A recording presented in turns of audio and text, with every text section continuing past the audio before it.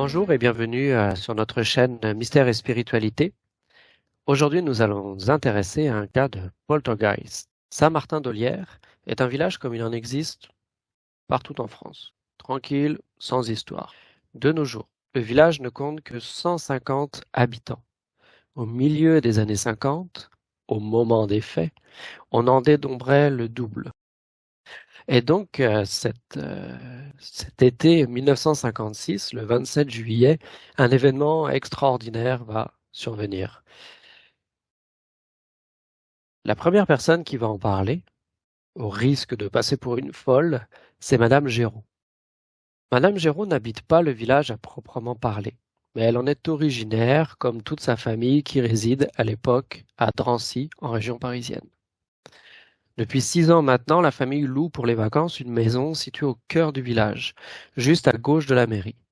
Et en ce 27 juillet, elle est occupée par Madame Géraud ainsi que ses 3 petits-enfants, Josiane, dite Josie, âgée d'environ 10 ans, ses 2 frères de 7 et 6 ans. Les parents sont attendus plus tard, au mois d'août. Ceux qui ont connu la petite Josie racontent qu'elle avait une imagination débordante. Elle racontait tout le temps des histoires extravagantes, mais ce qui se passait à l'intérieur de la maison, étrangement, elle n'en parlait pas. C'est donc sa grand-mère qui va finir par en parler. D'abord, elle était réticente, et puis elle commence à parler d'étranges bruits dans la maison. Des bruits vraiment forts, violents même, qui semblent provenir de sous le lit des petits-enfants.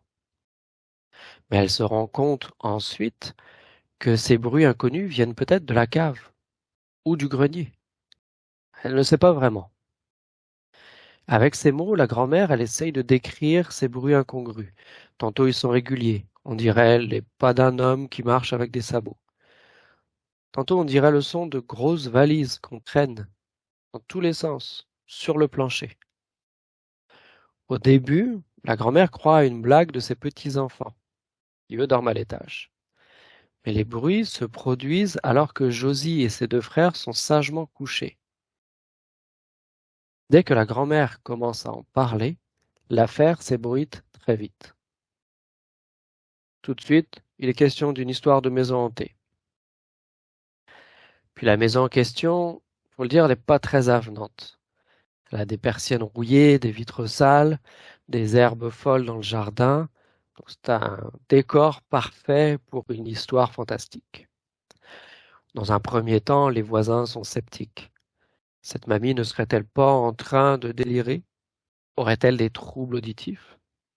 Mais la nuit venue, il leur faut bien se rendre à l'évidence, les bruits existent réellement. Quelques voisins entrent dans la maison et ne parviennent pas à trouver l'origine des coups. Tout de suite, certains se disent, dans l'entourage de Madame Géraud, que si c'est un esprit, il n'y a qu'à lui poser des questions, et il n'y aura qu'à frapper 1, 2 ou 3 coups pour répondre.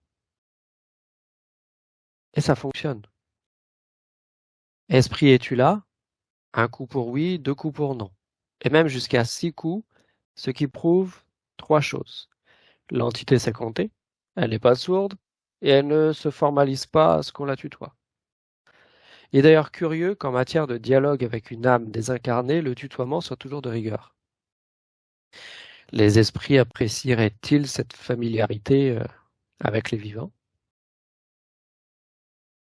Après ces constatations, les gendarmes vont s'en mêler. Ils fouillent, ils enquêtent, de la cave au grenier, sans succès. Et cela ne paraît pas enchanter l'esprit frappeur, qui garde comme un silence boudeur lorsque la maréchaussée entre dans la maison. En présence des gendarmes, quelques coups, mais timides, sont frappés. Un autre fait curieux, les bruits se font entendre tous les jours, à la même heure, entre 22 heures et minuit. Une amie de Josie, qui habitait dans la maison à côté, a raconté même bien plus tard qu'elle aussi, elle avait entendu les bruits dans la chambre. 2 jours après le début du phénomène, un ecclésiastique va arriver dans la région. Il est muni d'un magnétophone, ce qui à l'époque est très novateur. La gendarmerie accepte de l'accompagner pour l'expérience. Le prêtre demande à l'esprit: si je te gêne, dis-le en frappant 2 coups. Et tous, gendarmes, voisins, maire du village, qui sont présents, entendent 2 coups très nets. Le prêtre insiste: si tu préfères que je m'en aille, frappe 6 coups. Et 6 coups, bien distincts, résonnent dans la maison. Le prêtre s'en va. À l'époque, un des articles de la presse va rapporter que le maire, monsieur Édouard Marseille, a demandé en patois à l'esprit de sonner l'Angélus, et l'esprit a fait sonner les coups au rythme des cloches. Ce qui nous conduit à penser que l'esprit, s'il ne voulait pas du curé, possède une certaine culture religieuse, et qu'en plus, il pourrait comprendre autant le patois que le français.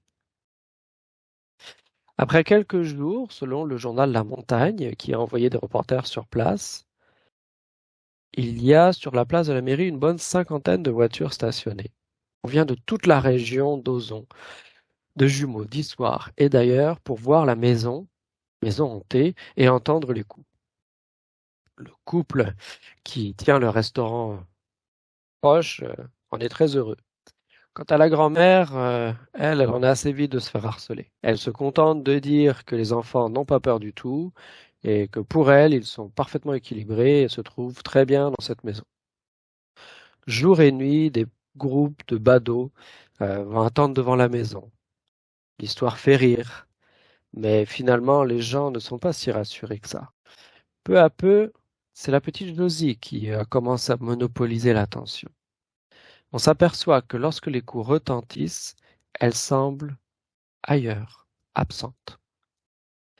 Elle est souvent distraite, rêveuse. Et ce sont les gendarmes qui vont le remarquer en premier et qui vont le noter dans un rapport. Alors bien évidemment, averti de l'agitation qui se passe au village, le père des enfants va arriver dans la maison de vacances. Et en sa présence, les bruits vont continuer. Mais lorsqu'il observe sa fille et qu'il ordonne au bruit de cesser, la maison devient silencieuse, comme si le père avait autorité sur le fantôme. En revanche, après son arrivée, les coups résonnent à toute heure de la journée, alors qu'auparavant, c'était entre 10 heures, 10 heures du soir et minuit. Le dimanche 26 août 1956, la famille Géraud va repartir à Drancy. Donc elle laisse la grand-mère sur place, à la maison. Et là, selon les personnes qui ont suivi l'affaire, selon la presse, il semble que le bruit se soit déplacé avec la famille et qu'il soit resté une nuit à Saint-Martin-d'Olière. La grand-mère entend les coups plus forts que jamais durant plusieurs heures, ce qui va même lui faire peur. Et dans les 2 endroits où la famille est présente, donc à côté la grand-mère, puis le reste de la famille, le vacarme va disparaître pour ne jamais revenir finalement. Alors qu'est-ce qu'on peut penser de cette histoire? Bon, alors d'abord, il y a les faits. Ils sont indéniables, ils ont été attestés par de nombreux témoins, d'après toutes les personnes qui ont pu s'intéresser à l'affaire, qui ont pu l'observer. Il n'y avait aucun trucage, il ne semble pas y avoir eu de cause naturelle pour expliquer le phénomène. Et souvent, comme on l'a déjà dit dans d'autres vidéos, dans des histoires similaires, il y a la présence d'une jeune personne à qui on va s'intéresser. Est-ce que cette personne-là aurait un pouvoir en lien avec les événements? Mais à supposer que Josiane, la petite fille, soit une sorte de médium, qu'elle soit capable de provoquer des coups. Il faudrait encore pouvoir expliquer quel mécanisme son subconscient est capable de produire. Qu'est-ce qui fait qu'elle est en mesure d'avoir des effets matériels aussi importants qu'un piétinement de sabots, parce que c'est ce qui a été entendu par les parents, même de retour à Drancy. Qu'est-ce qui fait qu'elle serait capable d'agir en ce lieu particulier euh, ou dans un autre endroit? Et en général, dans les cas qu'on va qualifier de petite hantise, donc un événement ponctuel, juste des bruits, il n'y a pas vraiment d'intervention extérieure. On va considérer que c'est la psyché de la personne, d'une des personnes, donc ici la jeune personne, qui semble déclencher le phénomène. L'affaire de Saint-Martin-d'Olière présente par contre une particularité. Les coups ont continué durant une nuit alors que Josie était partie. Est-ce qu'elle aurait pu les déclencher à distance? Ou bien c'est une énergie résiduelle qui perdure brièvement dans la maison? Par la suite, comme vous pouvez vous en douter, la maison n'a plus jamais été louée. Elle est demeurée close pendant près de 20 ans. Le propriétaire de l'époque l'a revendue et la personne qui l'a fini par la racheter en 2017, vraiment récemment, dit n'avoir jamais eu de problème. Bien sûr, ça n'empêche pas les gens de continuer à parler du phénomène qui a eu lieu et de s'attendre à ce qu'un jour, il réapparaisse. J'espère que cette histoire vous a plu.